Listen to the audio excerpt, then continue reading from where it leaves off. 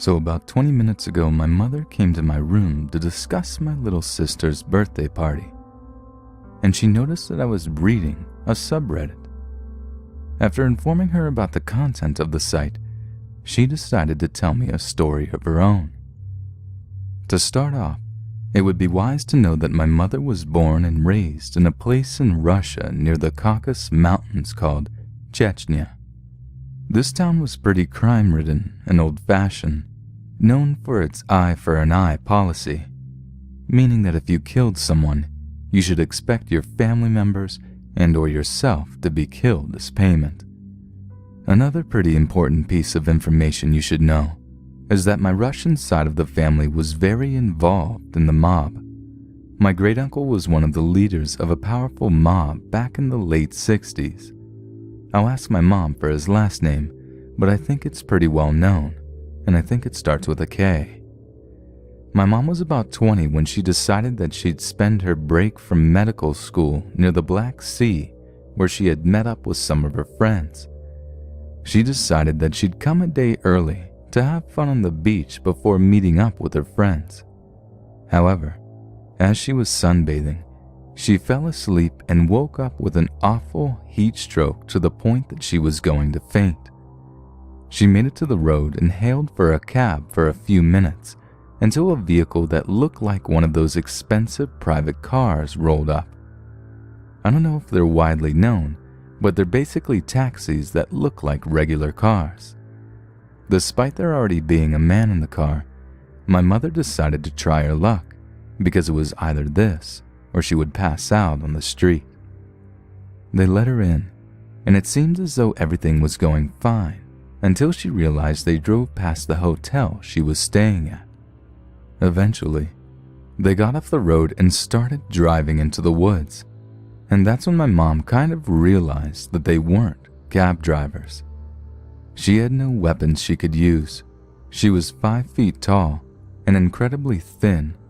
All she was wearing was a bathing suit and a pullover dress, and she was still ill from the heat stroke, so she decided to use her words instead. I don't know if you know who I am, but I'm Kadyrov's niece, and my family's from Chechnya. You know that if you do anything to me, my family, especially my uncle, will find you and kill you and your parents and any relatives you may have. She just went on and on about her family and Chechnya's customs until the driver stopped the car and confirmed her statements, mentioning he knew some men in the army who knew her uncle and abided by the Chechen culture in the eye for an eye sense. After coming to a silent but mutual agreement, they drove her back to her hotel in complete silence, and she never saw them again.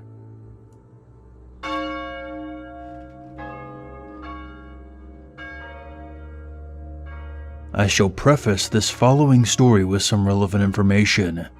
Some countries have an uncommon yet terrifying kidnapping problem, but instead of asking for ransom, the perpetrators murder their victims and harvest them for their organs in order to sell them on the black market. The buyers are typically wealthy, sickly people who would otherwise be unable to find donors. Back in the late 90s, I was around 10 years old and living in Moscow, Russia. One afternoon, I was in my grandmother's room watching the news on the television. It's not that I was watching the news to stay informed, it's that there was really nothing else to watch, except for some awful Soviet-era shows. The news described a man the police were after. He was wanted for kidnapping children and harvesting their organs. A composite sketch of the man's face was shown. I grew bored, so I telephoned to my friend to go outside and play, and we did. As the sun was beginning to set, we were walking home. The path we took was shadowy, as it was through some trees between a few condominium buildings, with hot water pipes running parallel to the path. Our building was about 60 meters from where the trees cleared and the path ended. We were always cautious about our surroundings when we were outside, especially of other people, so it just came as a habit to look behind ourselves every once in a while. But something was making me really uneasy at the moment, so I looked behind me expecting to see something, and I did. Some man was behind us, maybe around 30 meters. I thought nothing of it and looked to the front again. He seemed familiar for some reason. At that moment, I remember the composite sketch, and I was immediately gripped by fear. I glanced behind me again, and to my horror, the man was jogging towards us, closing the gap between us. I turned to my friend, but reasoned that if I panicked and just told him to run, he may have thought I was joking, or perhaps I didn't want to arouse the man's suspicion, thinking that if he noticed my intent to run, it would have given him enough time to accelerate to a full sprint. Without hesitation, I muttered to my friend, "Someone is after us. On 3, run to our building." I didn't give him time for a reaction, figuring that if he took it as a joke, then he would just think I was trying to get an early advantage in a race game, which would be ideal. 1, 2, 3. We sprinted, never looking back. I prepared the keys and hoped that I could get open the triple doors in time. The first door we kicked open, as it was the only unlocked one. I unlocked the second door and slammed it shut behind me. I entered the passcode on the next door and stumbled into the building. We immediately laughed uncomfortably since it was both thrilling and scary, much like the times when we ran from a place where we caused mischief, and that's probably what security thought, as the guard didn't believe me. I looked out of the windows and I saw no trace of the man. Could it really have been the same man from the news?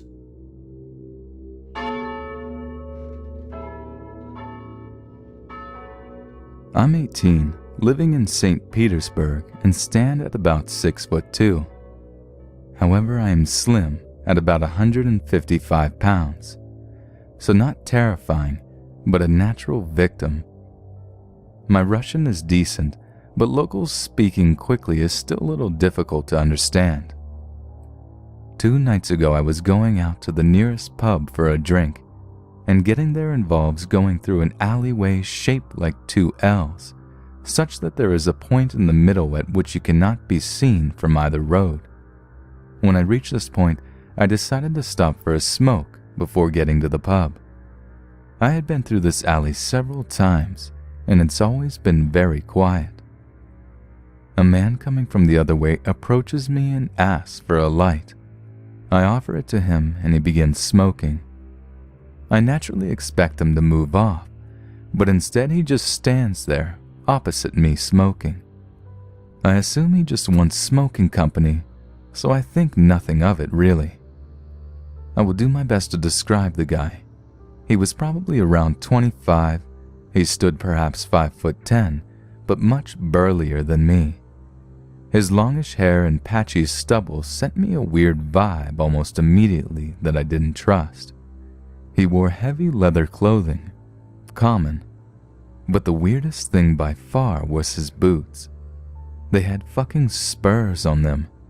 So all in all, I'm getting the feeling that this guy is a bit eccentric, but that doesn't automatically mean anything. I notice after about 10 seconds of silence that this guy isn't actually smoking.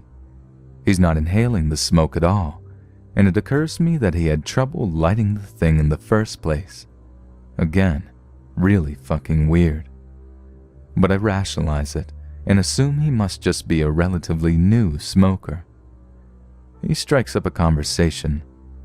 Now I'll do my best to write a transcript here, as an English speaker would say these things, but he spoke very, very strange, something like this. "You're cool, man. We should hang out, man. I've got a cool bunch of friends I chill with. We play games and shit. You'd have fun." It strikes me as a weird opener, and I'm noping the fuck out at this point, as all these weird vibes are combining into a feeling that this guy is a bit of a creeper. I reply courteously, "Sorry, mate. Got plans." This is a lie, but out of habit to make my refusals seem more valid. He continues, "No, really, dude. You should come hang out. We have a lot of fun. A lot of fun. A lot of fun." The repetition of that last bit 3 times sends shivers down my spine. It is the bit of the brief interchange that I really remember. He's leaning in now, looking directly at me. I'm creeped and resolved to get the fuck out of there. It occurs to me that because of the way he approached, he is between me and the main alley.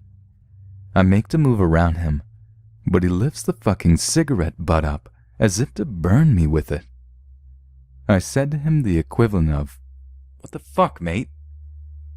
Shit gets to a whole other level here. He starts speaking super fucking quickly, far too fast for me. I picked up a few things though, stuff about his friends, and a lot of swearing at me. He finished his rant with this fucking statement. "Are you a homophobe? We like to eat homophobes." He said eat. No, not kill. Eat. How the hell did this escalate to here? I don't know whether I'm going to be raped or roasted at this point. I've had enough though. He started towards me, but I shoved him hard in the chest out of the way and booked it down the alleyway and out into the road.